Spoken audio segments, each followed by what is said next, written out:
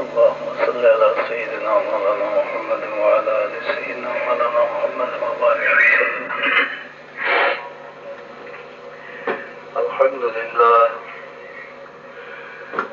الحمد لله نحمده ونستعينه ونستغفره ونؤمن به ونتوكل عليه ونعوذ بالله من شرور أنفسنا ومن سيئات أعمالنا. من يهده الله فلا مضل له ومن يضلله فلا هادي له. ونشهد أن لا إله إلا الله وحده لا شريك له. ونشهد أن سيدنا ومولانا محمدا عبده ورسوله أرسله كافة للناس بشيرا ونذيرا وداعيا إلى الله بإذنه وسراجا منيرا. صلى الله تعالى عليه وعلى آله وأصحابه وسلم تسليما كثيرا كثيرا. أما بعد فأعوذ بالله من الشيطان الرجيم. بسم الله الرحمن الرحيم. يا أيها الذين آمنوا من يرتد منكم عن دينه فسوف يأتي الله بقوم يحبونهم ويحبونه أذلة على المؤمنين أعزة على الكافرين يجاهدون في سبيل الله ولا يخافون لومة لائم. ذلك فضل الله يؤتيه من يشاء والله واسع عليم. صدق الله مولانا العظيم.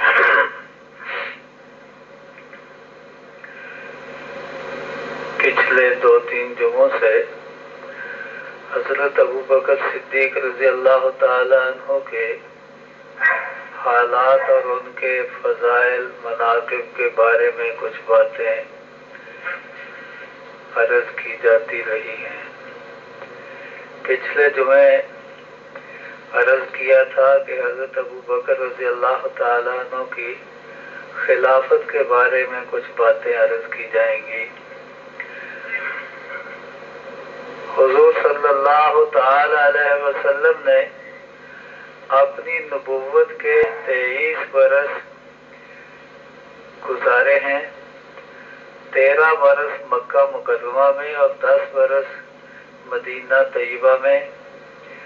اور اس 23 سالہ نبوت کی زندگی میں حضرت ابوبکر رضی اللہ تعالیٰ عنہ حضور صلی اللہ علیہ وسلم کے سفر کے حضر کے ہر حال کے رفیق اور ساتھی رہے ہیں. آپ کے ساتھ مصاحبت اتنی رہی کہ قرآن نے بھی آپ کو اذ یقول لصاحبہ ہی کہہ کے خطاب کیا کہ وہ آپ کے صاحب ہیں. صاحب کا معنی ساتھ رہنے والا. قرآن نے ابوبکر کو حضور کے ساتھ رہنے والا قرار دیا اور بتایا. حضور صلی اللہ علیہ وسلم جب اپنے آخری ایام میں بیمار ہوئے ہیں تو آپ نے حضرت ابوبکر رضی اللہ تعالی عنہ کے بارے میں فرمایا مروا ابا بکر فلیصلی بالناس. ابو بکر کو کہو لوگوں کو نماز پڑھائیں. ایک دفعہ پہلے بھی آپ کسی جماعت میں کچھ اختلاف ہو گیا تھا کچھ لوگوں میں ایک قبیلے میں, وہاں تشریف لے گئے تھے تو جاتے ہوئے کہہ گئے بلال رضی اللہ تعالیٰ عنہ کو کہ مجھے دیر ہو جائے تو ابو بکر کو کہنا نماز پڑھا دے. آپ کی زندگی میں 2 صحابیوں نے نماز پڑھائی ہے جن کے پیچھے حضور صلی اللہ علیہ وسلم نے پڑھی ہے نماز. ایک حضور صلی اللہ علیہ وسلم کے صحابی ابو بکر رضی اللہ تعالیٰ عنہ ہے, ایک عبد الرحمن بن عوف رضی اللہ تعالیٰ عنہ ہے. उनको हुजूर ने कहा नहीं था, वो किसी मौके पर वैसे ही जब नहीं आप तशरीफ लाए, जिहाद में थे, तो सहाबा ने उनको आगे नमाज में खड़े कर लिया, तो नमाज पढ़ा दी। हुजूर सल्लल्लाहु अलैहि वसल्लम तशरीफ लाए, वो पीछे हटने लगे, लेकिन आपने इशारा किया, उन्होंने नमाज पूरी करा दी। अबू बकर रज़ी अल्लाह ताला अन्हु ने इस एक मौके पर नमाज पढ़ाई, हुजूर सल्लल्लाहु अलैहि वसल्लम तशरीफ लाए, तो आपको पता चल गया, लोगों ने भी खांसना शुरू किया, जैसे मुक्तदी किया करते हैं कभी कभी। तो अबू बकर रज़ी अल्लाह ताला अन्हु पीछे हटने लगे, हुजूर सल्लल्लाहु अलैहि वसल्लम ने उनको इशारा किया, लेकिन वो फिर भी पीछे हो गए और हुजूर सल्लल्लाहु अलैहि वसल्लम ने आगे होके नमाज पढ़ाई। और बाद में आपने कहा कि अजी ये कभी मुमकिन है कि आप आ जाएं और अबू कहाफा का बेटा मुसल्ले पर रहे, अपने बाप का नाम लेके कहा। असल बात ये भी थी कि दोनों जगह पर हुजूर सल्लल्लाहु अलैहि वसल्लम ने यही फरमाया था कि नमाज पढ़ाते रहो। अब्दुर्रहमान बिन औफ रज़ी अल्लाह ताला अन्हु एक रकत पढ़ा चुके थे। अब अगर पीछे से वो पीछे हटते, हुजूर आगे होकर नमाज पढ़ाते, तो पहले लोगों की नमाज तो पूरी हो जाती, हुजूर की रकत पीछे रह जाती, तो सलाम फेरने के लिए फिर मसला बनता। इसलिए जब हुजूर सल्लल्लाहु अलैहि वसल्लम ने इशारा फरमाया, तो अब्दुर्रहमान रज़ी अल्लाह ताला अन्हु ने नमाज पूरी करा दी। अबू बकर रज़ी अल्लाह ताला अन्हु ने अभी नमाज की रकत नहीं पूरी की थी पहली, तो यहाँ ये मसला नहीं बनता था, इसलिए अबू बकर पीछे हट गए। खैर ये एक मसले की बात है, किताबी बात। इतनी बात हुई कि इन लोगों ने नमाज पढ़ाई है, लेकिन अबू बकर रज़ी अल्लाह ताला अन्हु के बारे में हुजूर ने फरमाया, और अपनी मरज के अय्याम में 3 दफा हज़रत आयशा रज़ी अल्लाह ताला अन्हा ने ये बात कही कि अबू बकर बड़े नरम दिल हैं, जब वो मुसल्ले पर खड़े होंगे आपकी बीमारी उनको याद आएगी, आपका ना आना मस्जिद में याद आएगा, वो तो रोने लग जाएंगे, उनसे नमाज नहीं पढ़ाई जाएगी। ये कहा खुद।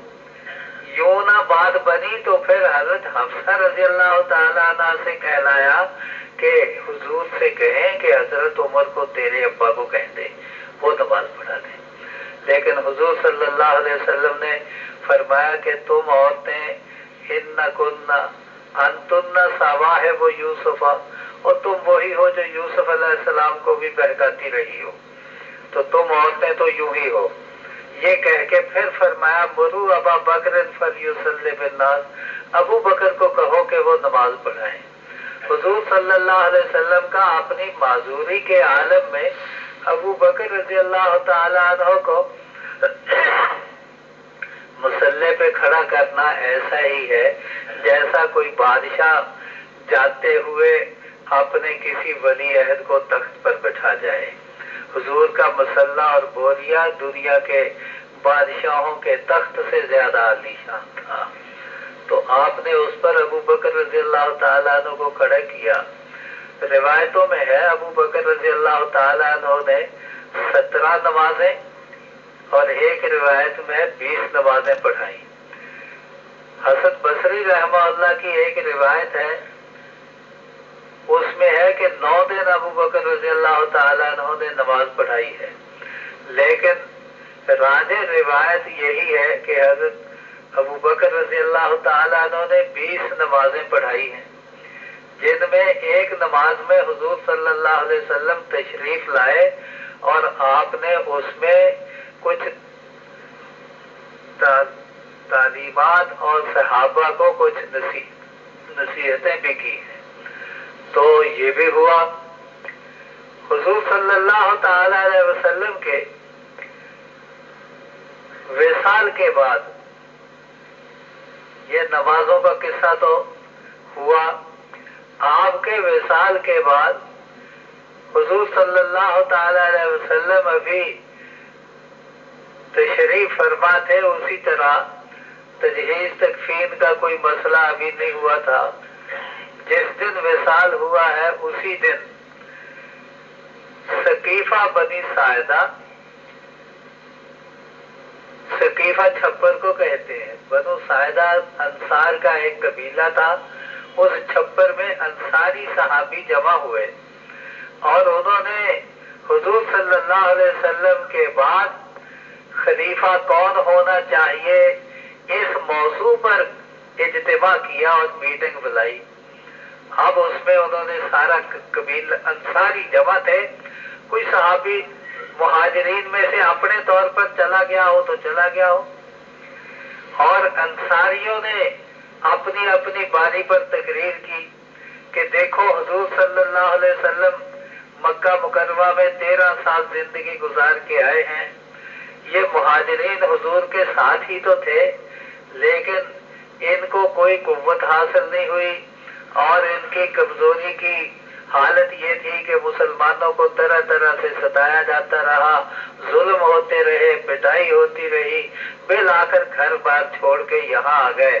انصاریوں تم نے ان کو سنبھالا ہے، دین کو بھی تمہاری وجہ سے قوت ملی ہے، جہاد ہوئے ہیں، یہ ہوا ہے وہ ہوا ہے، لہذا اب خلافت کا حق تمہارا ہے. یہ انصاریوں کی تقریر تھی. حضرت ابو بکر اور عمر رضی اللہ تعالیٰ عنہ کو کسی نے بتا دیا کہ وہاں یہ قصہ ہو رہا ہے اور انصاری جمع ہے. ان کو بلایا کسی نے نہیں تھا، ان کو بلایا کسی نے نہیں تھا. ان کو یہ پتہ چل گیا کہ اس مقصد کے لیے مشورے ہو رہے ہیں اور لوگ جمع ہیں. حضرت ابو بکر، حضرت عمر اور ابو عبیدہ بن جراح رضی اللہ تعالیٰ عنہ کو ساتھ لے کے چلے گئے. وہاں جا کے بیٹھ گئے. اب انہوں نے جو تقریریں اسی مضمون کی جو میں نے تمہیں سنایا ہے. تو حضرت عمر رضی اللہ تعالیٰ عنہ کہتے ہیں کہ میں راستے میں بھی سوچتا جاتا تھا، وہاں بھی میں ان کی تقریر سن کے مضمون سوچنے لگ گیا کہ میں یوں کہوں گا، میں یوں کہوں گا، میں یوں کہوں گا. کہتے جب میں اٹھ کے کھڑا ہونے لگا تو ابو بکر رضی اللہ تعالیٰ عنہ نے مجھے بٹھا دیا. اعلیٰ رسلے کا یا عمر بیٹھ جا. کہتے میں بیٹھ گیا. ابو بکر نے کھڑے ہو کے پہلے تو انصار کی تعریف کی اور کہا کہ تمہیں اللہ نے جو مقام دیا ہے اس کا انکار نہیں ہے. حضور صلی اللہ علیہ وسلم نے تمہارے پاس آ کے قیام کیا، مہاجرین نے آ کے تمہارے پاس سہارا لیا، تم نے ان کے ساتھ تعاون کیا، بہت ہمدردیاں کی ہیں، تمہاری فضیلتوں کا انکار نہیں ہے. لیکن سعد بن عبادہ رضی اللہ تعالیٰ عنہ انصاریوں کے سردار تھے. ان کو خطاب کر کے کہنے لگے سعد تو اس مجلس میں موجود تھا جب حضور صلی اللہ علیہ وسلم نے خود فرمایا تھا الائمۃ من قریش کہ اس دین میں خلافت کا معاملہ جب تک قریشی موجود ہیں ان کے پاس رہے گا. یہ تجھے پتا ہے؟ سعد کہتے ہیں ہاں مجھے پتا ہے، تو نے ٹھیک کہا ہے. تو ابو بکر رضی اللہ تعالیٰ عنہ نے یہ بات کہی کہ حضور صلی اللہ علیہ وسلم نے قریش کے معاملے میں یہ کہا تھا الائمۃ من قریش، کیونکہ ان کی نسبی حسبی فضیلتیں ایسی ہیں کہ جن کے بارے میں کسی کو اختلاف نہیں ہے. تم انصاری ہو، یہاں اوس کے خزرج کے قبیلے موجود ہیں جو مدتوں سے سال ہا سال سے آپس میں لڑتے رہے. اسلام نے ٹھیک ہے اکٹھے کیا ہوا ہے، لیکن پھر بھی کچھ نہ کچھ خشخش رہ جاتی ہے اور کبھی نہ کبھی موقع ہو تو پھر ابھر آتی ہے. اس لیے جو خلافت کا انداز ہے حضور صلی اللہ علیہ وسلم کا، جو آپ نے فرمایا وہی ہونا چاہیے.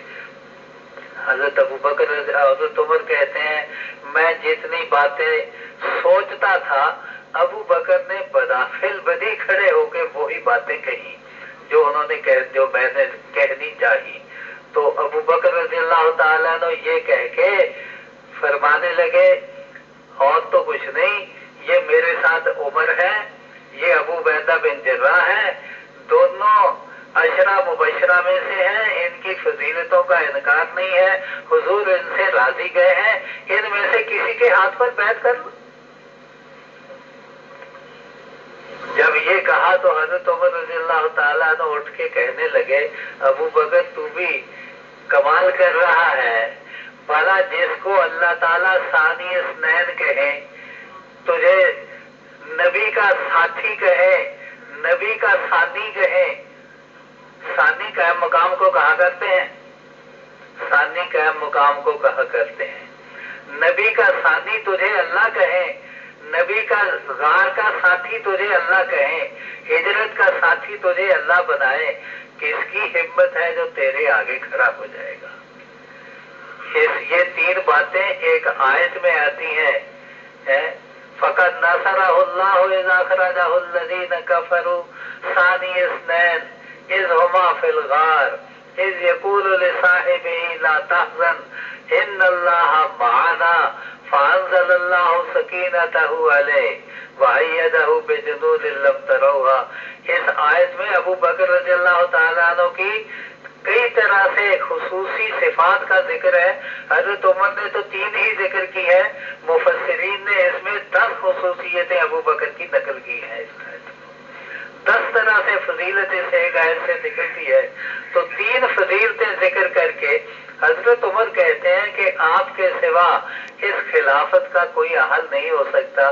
پھر انصاریوں کو کہنے لگے تم ہی بتاؤ ان فضیلتوں کے ہوتے ہوئے جس کو پیغمبر اپنے مسلح پر کھڑے کر گئے ہوں، تم میں سے کون ہے جو ہمت کر کے ابو بکر کے آگے کھڑا ہوگا؟ جب یہ بات کہی تو انصاری کہنے لگے بالکل ٹھیک ہے۔ ابو بکر نے کہا ٹھیک، ہم میں سے امیر ہوگا تمہارے وزیر ہوں گے۔ تو ایک انصاری نے سب سے پہلے بشیر بن سعد رضی اللہ تعالیٰ عنہ غالباً انہوں نے اٹھ کے سب سے پہلے بیعت کی، پھر حضرت عمر رضی اللہ تعالیٰ عنہ نے، ابو عبیدہ بن جراح نے، پھر جتنی مجلس تھی انہوں نے بیعت کر لی۔ یہ کیونکہ بیعت کے لیے مجلس قائم نہیں ہوئی تھی اس لیے جتنے تھے انہوں نے کر لی۔ اگلے دن پھر مسجد نبوی میں اجتماع ہوا تو حضرت عمر رضی اللہ تعالیٰ عنہ نے پھر اس مجمع میں کھڑے ہو کے خطبہ دیا، حضرت ابو بکر رضی اللہ تعالیٰ عنہ کے فضائل نقل کیے اور یہ کہہ کے کہا اسعد ابا بکر اسعد المنبر یا ابا بکر، ابو بکر ممبر پر آئیے اور لوگوں سے بیعت لیں۔ اس پر لوگوں نے بیعت کرنی شروع کر دی، جتنے موجود تھے مدینہ طیبہ کے یا حاضرین تھے سب نے بیعت کر لی۔ حضرت علی رضی اللہ تعالیٰ عنہ اور حضرت زبیر رضی اللہ تعالیٰ عنہ نہیں موجود تھے۔ حضرت ابو بکر رضی اللہ تعالیٰ عنہ نے پیغام بھیجا تو وہ آ گئے۔ حضرت ابو بکر رضی اللہ تعالیٰ عنہ نے پوچھا کہ علی زبیر تم پیچھے کیوں رہ گئے؟ تمہیں پتہ ہے کہ اس معاملے میں تم ساتھ نہیں ہوگے تو امت میں اختلاف ہوگا۔ حضرت علی رضی اللہ تعالیٰ عنہ نے بڑھ کے کہا ابو بکر تیری فضیلتوں سے انکار نہیں ہے، تیری مقدم ہونے سے، تیری امامت سے انکار نہیں ہے، بلکہ ہمیں تو ایک شکوہ ہے کہ اس کل میٹنگ ہوئی تھی ہمیں کسی نے بلایا ہی نہیں۔ تو شکوہ حضرت ابو بکر سے کیا، ابو بکر کہتے ہیں علی بلایا تو ہمیں بھی کسی نے نہیں ہے، ہم تو اس لیے گئے تھے کہ اگر انہوں نے از خود کوئی فیصلہ کر لیا تو کم من واقع لا ترفع، بہت سے واقعات ایسے ہو جاتے ہیں کہ پھر ان کو اٹھانا اور ختم کرنا مشکل ہو جاتا ہے۔ اگر وہ کسی آدمی کو طے کر لیتے تو پھر اس کو ٹھا کے کسی اور کی امامت اور خلافت قائم کرنا یہ بڑا مسئلہ تھا۔ انما اشفقت الفتنہ تھا، میں تو فتنے کے ڈر سے وہاں چلا گیا تھا کہ کہیں کوئی غلط فیصلہ نہ ہو جائے، اس لیے وہاں گئے تھے۔ جب یہ بات ہوئی تو پھر حضرت علی رضی اللہ تعالیٰ عنہ نے خود یہ کہا مسلمانوں اللہ تعالیٰ کے پیغمبر نے حضرت ابو بکر رضی اللہ تعالیٰ عنہ کو ہمارے مسلح پر کھڑے کر کے ہمارے دین کا امام بنایا ہے، تو جس کو نبی نے ہمارے دین کا امام بنایا ہم اسے اپنی دنیا کا امام بناتے ہیں۔ یہ اعلان کیا اور بیعت کر لی۔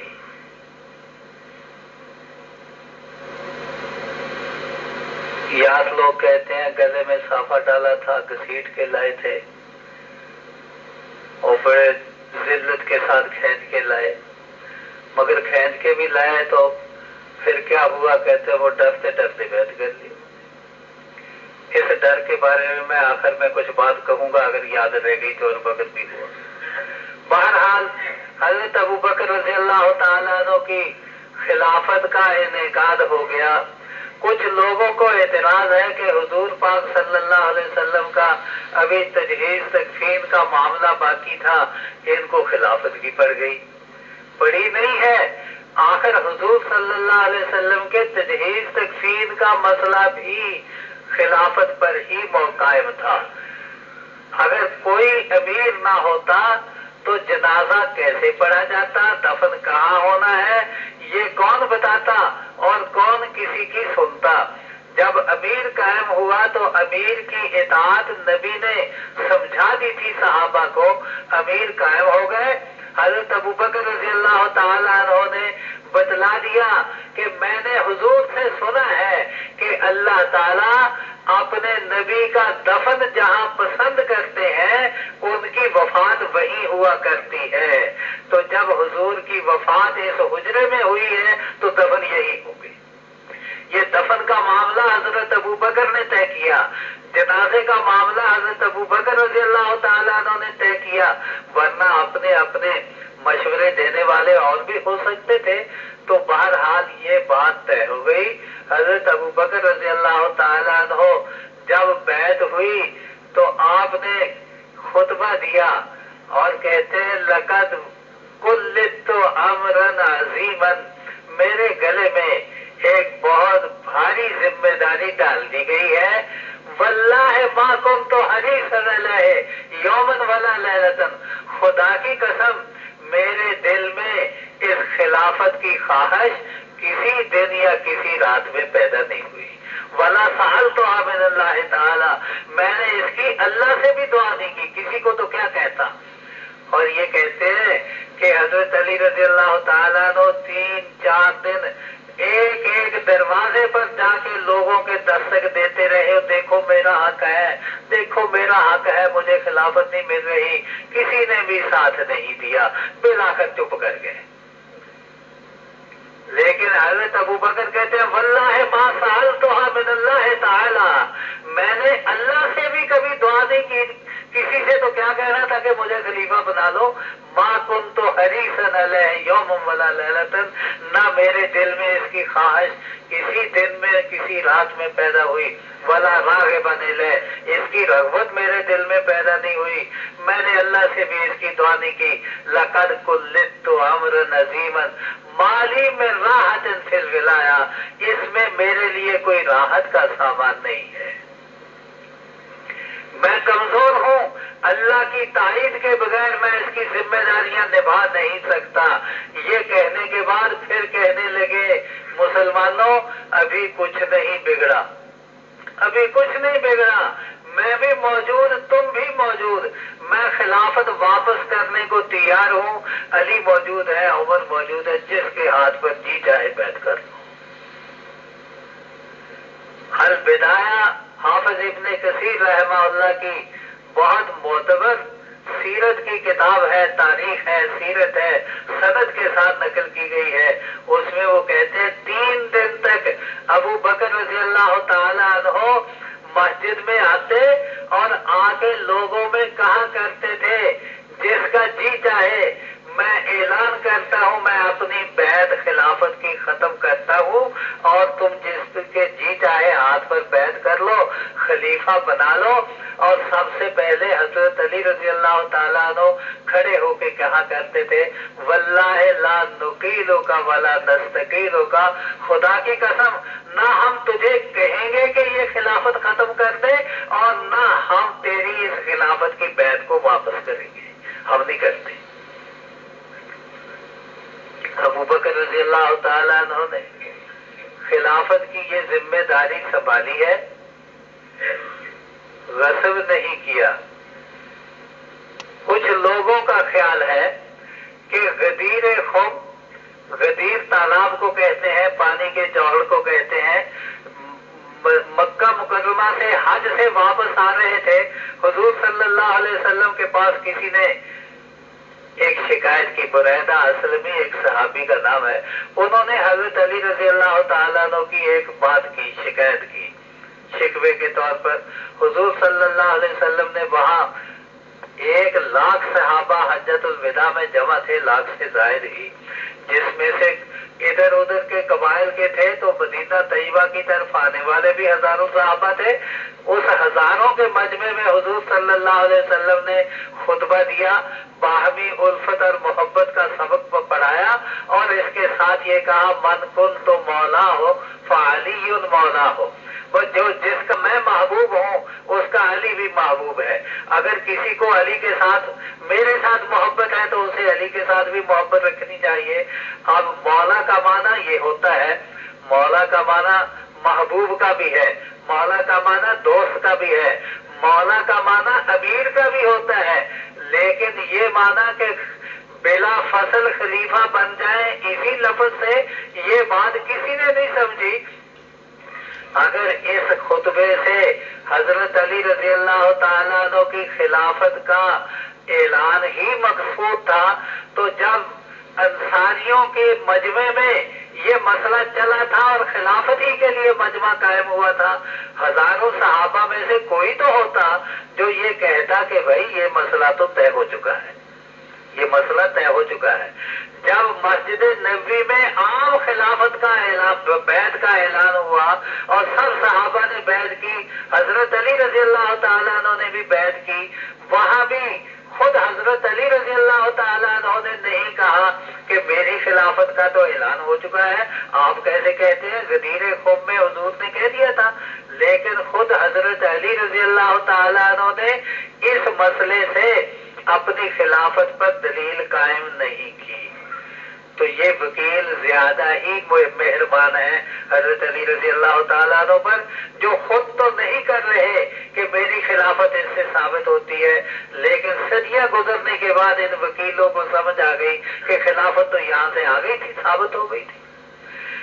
بلکہ بخاری کی روایت میں ہے کہ وصال سے 2-3 دن پہلے حضرت عباس رضی اللہ تعالیٰ عنہ نے حضرت علی سے کہا کہ حضور کی طبیعت کچھ زیادہ کمزور محسوس ہوتی ہے, چل میرے ساتھ چل, ہم پوچھ لیں ہے فی حاضل امر, اس امر خلافت میں حضور سے پوچھ لیں, کل کو کوئی اور بن گیا تو کیا ہوگا. حضرت علی رضی اللہ تعالیٰ عنہ کہتے ہیں میں تو پوچھتا نہیں, میں تو نہیں پوچھتا, بس یہی کہا. یہ نہیں کہا کہ پوچھنے کی بات ہی نہیں, وہ تو ہو چکی ہے, کسی نے نہیں کہا. حضرت ابوبکر رضی اللہ تعالیٰ عنہ نے اپنی خلافت میں جو کچھ حضور صلی اللہ علیہ وسلم اپنی حیات طیبہ میں کیا کرتے تھے اسی نظام کو چلایا ہے, اور ایک لمحہ بھی 1 انچ بھی آگے پیچھے ہونے کی بات نہیں.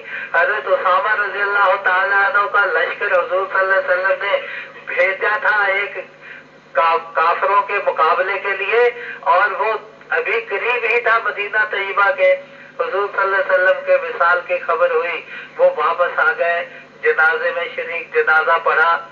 جنازہ حضور صلی اللہ علیہ وسلم کا 8-8, 10-10 صحابہ نے حجرہ مبارک میں جا کے اکیلے اکیلے پڑھا ہے, جماعت کسی نے نہیں کرائی. جنازہ ہوا ہے لیکن یوں ہوا ہے, اکیلے اکیلے پڑھا ہے. جیسے آپ جا کے وہاں صلاۃ سلام پڑھتے ہیں, وہاں درود پڑھے گئے, وہاں دعا مانگی گئی, تو یہ ہوا ہے. روایتوں میں یہی کچھ آتا ہے. حجرہ شریف میں جا کے 8-8, 10-10 آدمی یہ کرتے رہے. بہرحال اسامہ رضی اللہ تعالیٰ عنہ واپس آ گئے تھے. جب دفن کے بعد حضرت ابوبکر رضی اللہ تعالیٰ عنہ کہتے ہیں اسامہ تجھے حضور نے جھنڈا باندھ کے دیا تھا, تو اپنا لشکر لے کے چل. اب سارے صحابی حیران ہیں کہ ابھی پہاڑ غم کا ٹوٹا ہوا ہے, حواس قائم نہیں ہے, اور آپ کہتے ہیں ادھر کو جاؤ. کافروں نے آنکھیں اٹھائی ہوئی ہیں, مسلمانوں کے خلاف حملے کرنے کے ارادے ہیں, مرتدوں نے مرتد ہونا شروع کیا. 2 نبوت کے جھوٹے دعوے دار کھڑے ہوئے اور انہوں نے اسلام کے خلاف بغاوت کر دی. لیکن ابو بکر رضی اللہ تعالیٰ عنہ کہتے ہیں میری یا تمہاری ٹانگیں کتے نوچنے لگے، جانور ہماری لاشوں کو نوچنے لگ جائیں، لیکن جو جھنڈا حضور نے باندھ دیا ہے ابو بکر وہ جھنڈا نہیں کھولے گا، لشکر جائے گا جہاد پر، لشکر جہاد پر جائے گا۔ حضرت ابو ہریرہ رضی اللہ تعالیٰ عنہ فرمایا کرتے تھے لقد قام فی الردۃ مقام الانبیاء، ابو بکر نے مرتدوں کے مقابلے میں نبیوں والا کارنامہ کر کے دکھایا، نبیوں والا کارنامہ کر کے دکھایا۔ حضرت عبداللہ بن مسعود رضی اللہ تعالیٰ عنہ کہتے ہیں کہ پہلے تو ابو بکر کی یہ باتیں ہمیں پریشان کرتی تھی، لیکن بعد میں پھر ہم نے تعریف کی کہ واقعی ابو بکر کو اللہ تعالیٰ نے یہ ہمت دی تھی۔ غصب کرنے والے یوں نہیں غصب کیا کرتے، اور غصب کرنے والے غصب کر کے یوں نہیں رہا کرتے۔ تم نے غصب پہلے نہیں دیکھے سنے تھے تو اب تو دیکھ رہے ہو۔ غصب کرنے والے کیا کیا کرتے ہیں؟ جو تباہیاں مچاتے ہیں دنیا جانتی ہے، جو عصمتیں لوٹتے ہیں دنیا جانتی ہے، جو خزانے لوٹتے ہیں دنیا جانتی ہے، جو بربادیاں کرتے ہیں دنیا جانتی ہے۔ ابو بکر نے خلافت غصب کر کے کیا لیا تھا؟ 2500 درہم سالانہ ابو بکر کا حضرت عمر اور ابو عبیدہ بن جراح نے وظیفہ مقرر کیا، وہ بھی اس دن جب کہ خلافت کی بیعت کر کے اگلے دن چادریں کندھے پر بازار کو جا رہے ہیں۔ ابو بکر کہاں جاتے ہو؟ کہتے ہیں بھائی روٹی بھی تو کھانی ہے۔ لنگیاں کندھے پر رکھی ہوئی بازار کو جا رہے ہیں بیچنے کے لیے۔ حضرت عمر کہتے ہیں ابو بکر تو بازار میں لنگیاں بیچے گا یا خلافت کا نظام سنبھالے گا؟ چل وہاں واپس چل۔ پکڑ کے لے آئے۔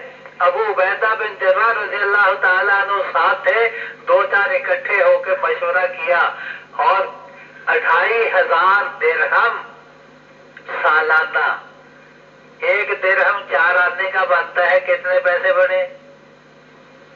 600 تقریباً بن گئے۔ 600 روپیہ سال کا، مہینے کے کتنے بنے؟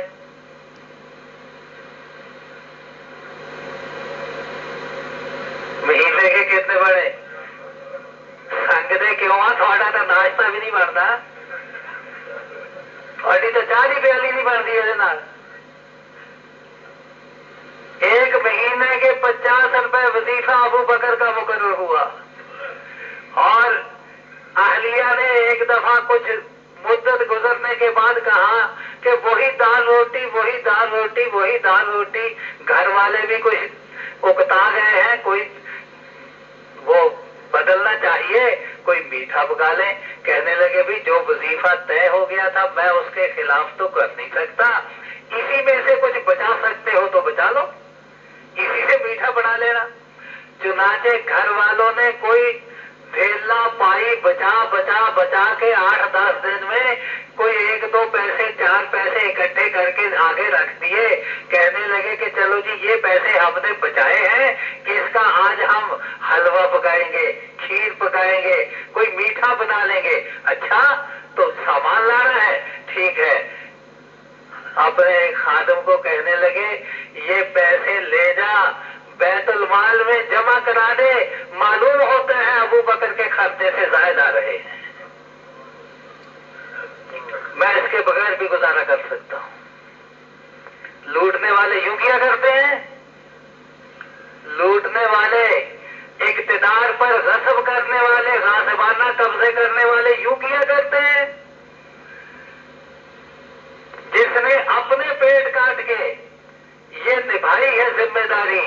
حضرت عمر رضی اللہ تعالیٰ عنہ محلے میں جایا کرتے تھے، ایک اندھی بوڑھی حضرت عمر رضی اللہ تعالیٰ عنہ اس کے پاس سے گزرتے، اس کا گھر، اس کا کوڑا کرکٹ، اس کا سامان بکھرا ہوا، تو حضرت عمر رضی اللہ تعالیٰ نے سارے اللہ تعالیٰ نے ہوا خانہ آفتاب بنائے ہوئے تھے، تو پاس سے گزرتے، ہمارا چودھری کوئی گزرے تو کسی کے گھر کے سامنے کوئی چیز پڑی ہو تو سیدھی نہیں کرنے کا۔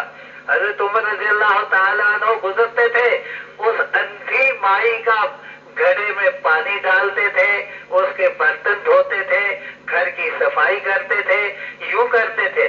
ابو بکر خلیفہ بنے تو انہوں نے مدینے کا چکر لگایا کہ کون محتاج ہے، ضرورت خدمت کس کی ہے، یہ نہیں پتا تھا۔ وہ تو بیچاری اپنی تھی، اس کو دیکھ کے واپس آ گئے اور رات کے وقت میں جاتے اس کے گھر جھاڑو دے کے اس کے گھڑے میں پانی ڈال کے صفائی کر کے آتے تھے۔ حضرت عمر کہتے ہیں یہ میرا کام کون کرنے لگ گیا آگے؟ ایک دن چھپ کے بیٹھ گئے تو دیکھا ابو بکر رات کی تاریکی میں آ کے اس کے گھر کی صفائی کرتے ہیں، اس کا پانی ڈال رہے ہیں۔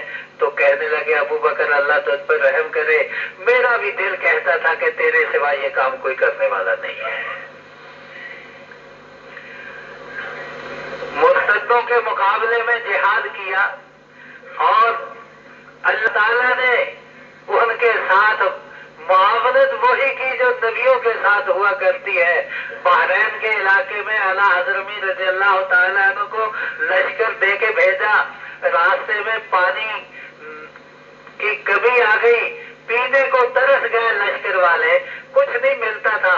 اعلیٰ حضرمی رضی اللہ تعالیٰ عنہ صحابی تھے، انہوں نے اللہ تعالیٰ سے دعا کی۔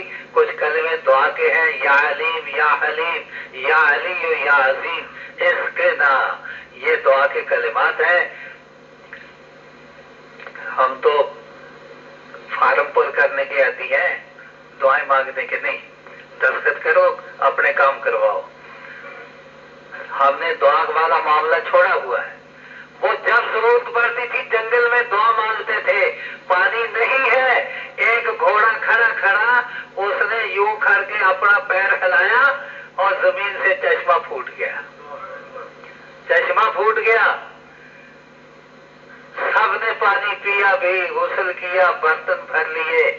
یہ کرامتیں ابو بکر کی خلافت میں آ رہی تھیں۔ اور پھر ایک علاقے میں یہی اعلیٰ حضرمی گئے اور سینکڑوں آدمی ساتھ تھے، راستے میں دریا تھا، پانی تھا، اور جب گزرنے لگے تو اپنے لشکریوں کو کہنے لگے دیکھو پانی نہیں ڈبویا کرتا، گناہ ڈبوتے ہیں، پانی نہیں ڈبوتا، گناہ ڈبوتے ہیں۔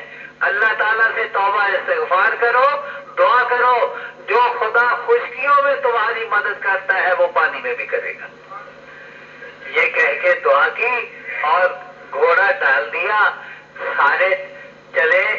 اور وہاں بھی صحابی کہتے ہیں ہم یوں چل رہے تھے ایک دوسرے سے کرتے ہوئے جیسے خشکی پر چلتے ہیں، جہاں کہیں گھوڑا تھک جاتا تھا پانی کی گہرائی سے ایک ٹیلا اوپر نکل آتا تھا اور گھوڑا اس پر کھڑا ہو کے سانس لیتا، پھر آگے چلتا۔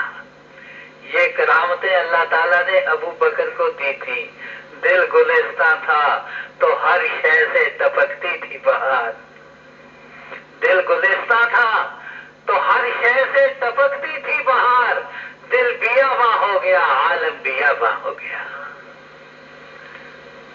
جب دل میں بہار تھی اللہ کی یاد کی، اس کی اطاعت کی، تو ابو بکر رضی اللہ تعالیٰ عنہ نے وظیفہ یہ لیا اور جاتے ہوئے کہتے ہیں عائشہ میرے گھر میں یہ ایک غلام ہے، ایک اونٹنی سواری کی ہے، ایک پیالہ ہے بیت المال کا، مرنے کے بعد یہ واپس بیت المال میں پہنچانا ہوگا۔ 6,000 درہم 2.5 سال کا وظیفہ میرے پاس آ گیا، میں مانتا نہیں تھا، عمر نے زبردستی میرا یہ وظیفہ جاری کیا۔ میرے پاس تھوڑے سے درخت ہیں باغ کے پھل کھجوروں کے، وہ بیچ کے وہ میرا وظیفہ بیت المال میں واپس کر دینا۔ جب یہ سامان گیا ہے تو حضرت عمر رضی اللہ تعالیٰ عنہ رونے لگ گئے اور کہتے ہیں ابو بکر تو نے اپنے بعد آنے والے کے لیے بڑا مشکل راستہ چھوڑا ہے، کیا کریں گے بعد میں آنے والے؟ اور جب وہ پیسے باغ کے کھجوروں کے گئے ان کے گھر بیت المال میں تو عمر کہنے لگے اب میں امیر ہوں، میں اس کو قبول نہیں کرتا، تم ان کے وارث ہو، تم اس کو تقسیم کر لو۔ حضرت علی رضی اللہ تعالیٰ عنہ کے بارے میں جو ساتھیوں کو بعض لوگوں کو آج شبے ڈالے جاتے ہیں، حضرت علی رضی اللہ تعالیٰ عنہ نے آپ کی خلافت میں کبھی اعتراض نہیں کیا، بالکل شوق سے بیعت کی ہے صحابہ کے ساتھ، اور پھر 6 مہینے حضرت فاطمہ رضی اللہ تعالیٰ عنہ بیمار رہی ہیں. ان کی بیمار پرسی میں آپ زیادہ آتے جاتے نہیں رہے، اور لوگوں کی یاروں کی عادت ہوتی ہے جو کسی نہ کسی طرح سے خسر خسر کرتے دیکھا، وہ جو آتے نہیں معلوم ہوتا غصے ہیں، معلوم ہوتا غصے ہیں.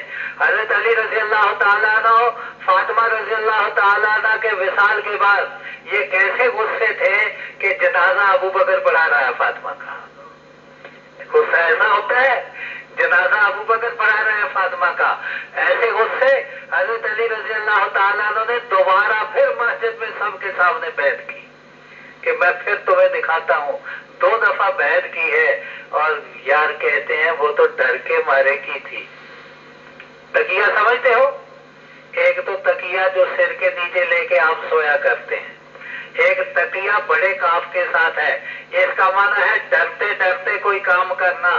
جس علی رضی اللہ تعالیٰ عنہ کو حضور صلی اللہ علیہ وسلم نے اسد اللہ الغالب کا خطاب دیا تھا، معنی جانتے ہو؟